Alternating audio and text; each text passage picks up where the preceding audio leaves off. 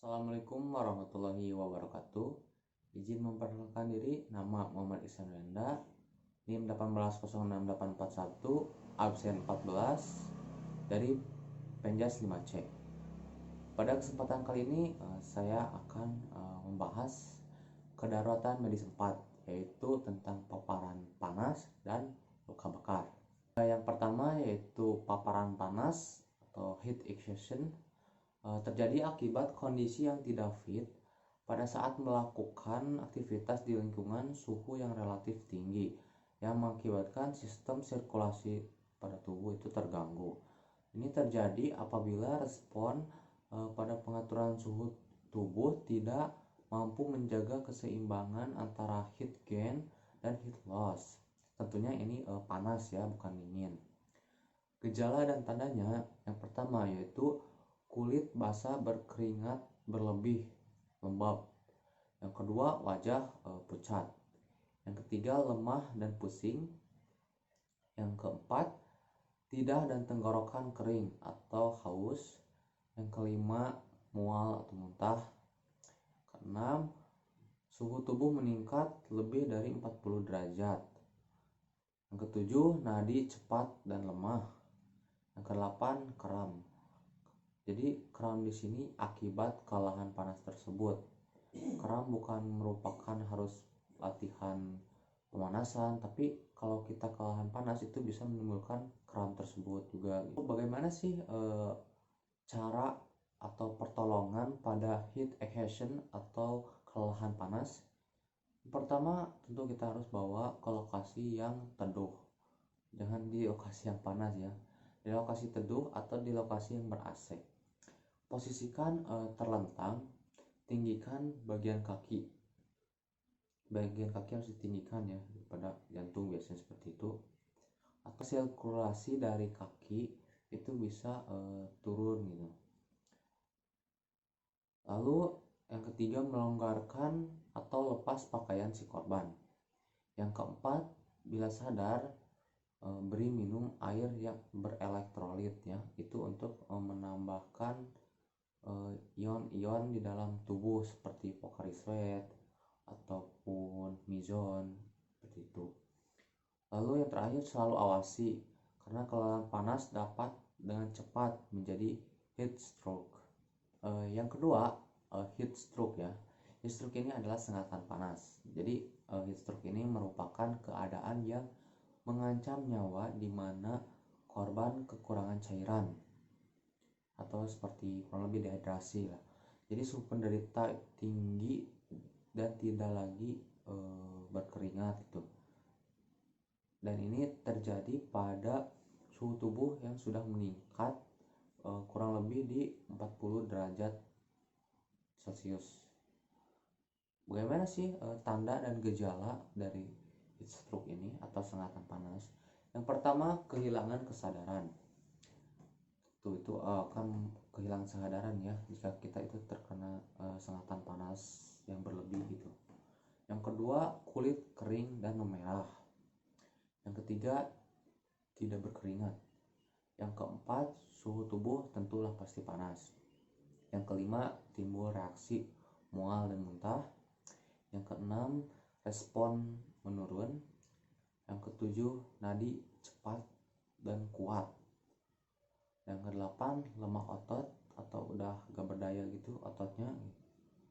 Jadi heat stroke ini merupakan keadaan yang lebih parah gitu dari heat exhaustion atau paparan panas. Paparan panas lebih tingginya lagi yaitu sengatan panas, yaitu heat stroke. Nah, lalu bagaimana sih cara penanganan atau pertolongan di heat stroke atau sengatan panas ini? Yang pertama, turunkan suhu tubuh penderita sesegera mungkin, seperti dikompres misalnya. Yang kedua, bila sadar, beri minum elektrolit, sama seperti heat exhaustion, beri minuman berelektrolit ya. Ini sama juga di heat stroke. Yang ketiga, selalu awasi tanda-tanda vitalnya. Maksud tanda-tanda vital itu seperti di leher, di selangkangan, di sebelah sini juga, itu adalah alat-alat vital gitu. Yang keempat, bila perlu rujuk ke rumah sakit. Lalu selanjutnya kita akan membahas tentang luka bakar, di mana luka bakar ini adalah luka yang disebabkan oleh panas ya, bisa panas api, rata-rata panas api lah, panas yang berhubungan dengan panas gitu, panas minyak goreng kan tetap itu dari api juga ya. Jadi apa sih penyebab dari luka bakar ini gitu? Jadi penyebab luka bakar ini biasanya thermal di suhu lebih dari 60 derajat gitu. Yang kedua bisa juga dengan kimia ya, itu juga menyebabkan panas gitu. Kimia misalnya asam atau basa yang kuat senyawanya. Yang ketiga itu listrik, seperti sengatan listrik yang berlebihan itu bisa menyebabkan luka bakar. Yang terakhir adalah radiasi. Jadi di luka bakar ini ada tingkatan-tingkatan tertentu juga gitu, ada yang ringan, sedang, bahkan parah gitu. Jadi lalu derajat luka bakar itu ada 3 ya, derajat 1, derajat 2, dan derajat 3. Derajat 1 ciri-cirinya yang pertama rusak hanya pada bagian epidermis atau kulit bagian luar ya. Yang kedua kulit tampak kering, kemerahan, tidak bergelembung, dan nyeri-nyeri ringan gitu. Lalu dapat sembuh dalam 5-10 menit, misalnya karena sinar matahari atau benda yang tidak terlalu panas yang menyentuh kulit. Yang kedua atau derajat kedua, rusak pada epidermis dan dermis, bagian terluar dan bagian tengahnya itu rusak. Lalu kulit bergelembung, kemerahan, dan terasa sakit. Sembuhnya itu dalam 10-14 hari, biasanya sampai 1 bulan. Itu tergantung seberapa parah derajat 2 atau berapa parah kulit terkena luka bakar tersebut. Yang ketiga atau derajat 3, rusak pada epidermis, dermis, dan hypodermis, bagian terluar hingga bagian yang dalam ya. Jadi di sini tampak jaringan putih, pucat atau gosong. Dan lalu penanganan luka bakar. Jadi penanganan luka bakar yang pertama yaitu hentikan proses luka bakar. Kedua, lepaskan pakaian dan perhiasan. Ketiga, balut dibasahi, dilonggarkan, dan tertutup. Yang keempat, siram dengan air bersih selama perjalanan ke rumah sakit. Lalu luka bakar kimia. Yang pertama, segera siram dengan air kurang lebih 20 menit. Yang kedua, jangan menyiram bahan kimia yang bereaksi dengan air. Oke, selanjutnya ada luka bakar listrik atau biasanya terkena sengatan listrik ya.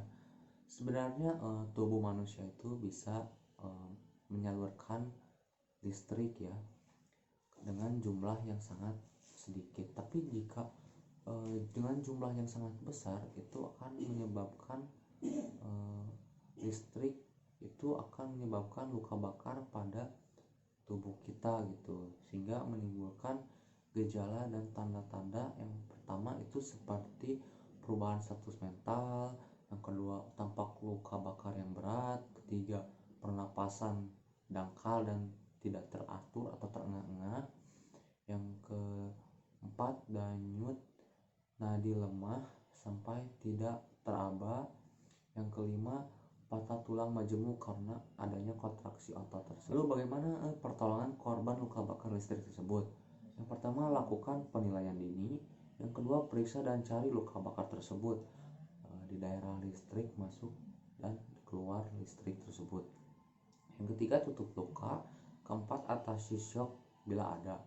Yang kelima, tentu harus merujuk ke rumah sakit terdekat. Selanjutnya ada luka bakar akibat penghirupan dari hidung ya ke hidung ya, atau luka bakar inhalasi. Ini luka bakar yang terjadi karena menghirup udara panas, asap, atau bahan-bahan beracun. Gejala dan tandanya yaitu yang pertama, bulung hidung akan terasa terbakar. Yang kedua, luka bakar pada wajah. Yang ketiga, butir arang korban dalam cairan ludah. Ada di cairan ludah itu ada butir arang karbon gitu. Lalu yang keempat, bau asap pada pernapasan. Yang kelima, kesukaran nafas. keenam, pernafasannya itu berbunyi ya. Yang ketujuh, pasti ada tandai dengan serak, batuk, sukar bicara atau sukar bicara, susah lah bicaranya gitu. Lalu yang kedelapan, gerakan terbatas, tidak bisa ngapa-ngapain. Yang kesembilan, sianosis. Gimana sih cara pertolongan korban luka bakar inhalasi tersebut? Yang pertama, pindahkan peserta atau penderita tersebut ya. Yang kedua, berikan O2, oksigen. Yang ketiga, penilaian dini. Yang keempat, nafas buatan bila perlu ya. Yang kelima, tentu rujuk ke rumah sakit. Oke, terima kasih. Mungkin sekian yang bisa saya sampaikan. Mohon maaf apabila banyak kesalahan. Wabillahi taufiq wal hidayah. Wassalamualaikum warahmatullahi wabarakatuh.